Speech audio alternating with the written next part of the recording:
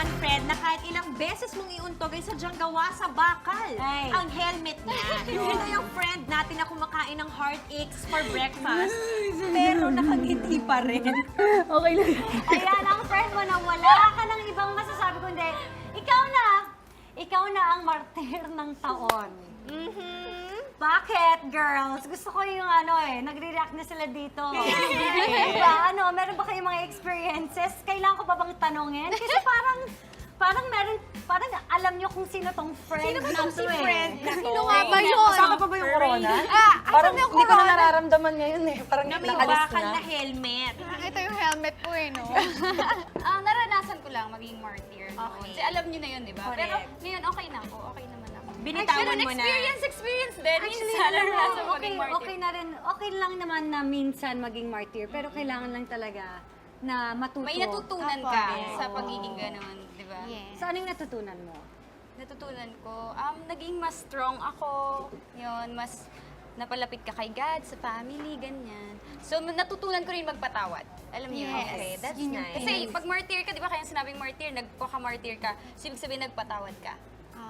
Kaya martyr ka. Yes. Kasi, Correct. Or, tinanggap mo lahat. Tapos, ang natutunan ko is, naisip ko sa sarili ko nung mga times na, ay, hindi ako perfect. Bakit ko kailangan magmataas? Nagkakamali din naman ako. Yes. So, may ganun. It humbles you. Yung experience mo ngayon. Pero iba naman kasi yung pagka-martyr ng ibang tao, yung iba, OA na. hindi na tama, pero yung, sige, lulunukin ko na lang. kasi kahit- mahal mo eh. Oo. Kahit nasasaktan ka, tinatanggap mo, wag lang kayong maghiwalay. Di ba yan yung mga... Feeling ko po, yun yung kapalit kasi nun happiness din eh. Alam mong, Kapag nagpaka-martyr ka, opo, kasi makakasama mo Nagalit na si pa rin tita eh. siya. Depende sa situation siguro. Okay. Depende So sa you think situation. na... Paano ba? Ako kasi ganun. Parang Oo. okay lang sa akin nasasaktan ako. Basta Kasi- masaya ako kasi nasa akin. Ako, mahal Yun mo yun. siya. So it means na nasasaktan ka, pero masaya ka? Di ako parang masaya dahil tatanggapin nasasaktan niya. ako. Tatanggapin Bali, niya. tatanggapin ko na lang. Kasi kung hindi ko siya tatanggapin, hindi ako sasaya. Alam ko na kapag halimbawa kung You'd ginawa ko rather yun. take it nang nasasaktan ka kaysa sa mawala talaga siya sa'yo ng Oo. tuluyan. Opo. kasi parang mas masakit sa kanya kung mawala. Opo. Kung Ganito yun. Mali tong ano. Ganito, para sa akin, siya yung nananakit sa'yo, pero siya rin yung makakaayos ng heart mo. Tama. Siya rin yung Yun. O makakapag-isip. sige, Ganun. ito naman yung question Ganun ko. nga. Until when? Dumating na ba kayo sa punto na enough na ayoko na to?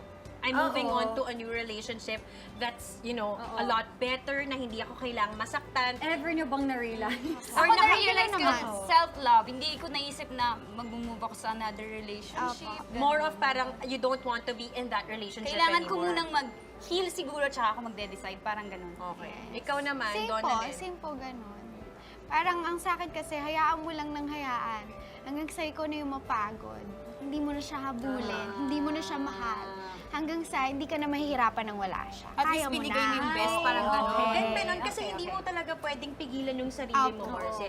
I think I've been through that before. When I was younger, ganun din yung mentality ko. Okay lang sa akin na may girl. Kunwari, may girl, may diba? may the other. May the other woman. Tapos ako yung parang, shucks, anong mas pipiliin ko? May kipag-break ako? Eh parang mas malungkot yun eh, diba? So sige na nga lang, Share ko na lang. bulag-bulagan, ganyan. Ang ginawa ko, pinagdasal ko siya.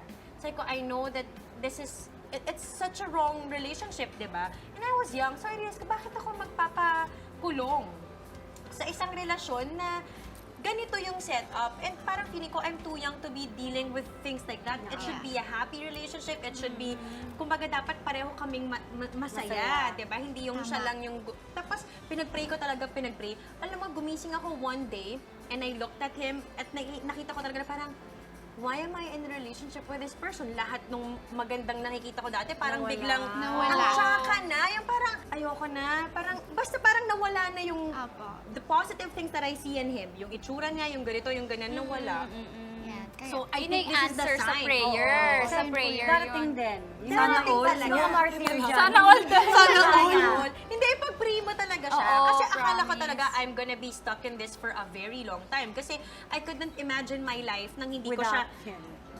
sobrang babaw, nang hindi ko siya ka-text, hindi ko siya kausap sa phone. Yeah. Kasi yun lang naman yung mga ginagawa na, di ba? tama. Chika, ganyan. Sad life. Tapos parang na-realize ko one day, I don't want to be in that place anymore. Yun na. tinake advantage ko na. Agad-agad, Yes. galaw, ganun. Yes. So hopefully, Prayers to. Actually, parang yeah. nag-iisip si Zainab.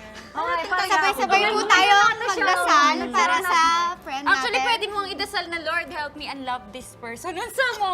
Pwede ba yun? Yes. Ginawa ko kasi yun, pero hindi ko alam kung tama ba yun, na naghihingi ako na Totoo huwag ko yun. na siyang mahal. Kasi kailangan mo ng, if you can't do it yourself, then maybe he has a way Dati of helping bata pa ako you. noon. Yes. So,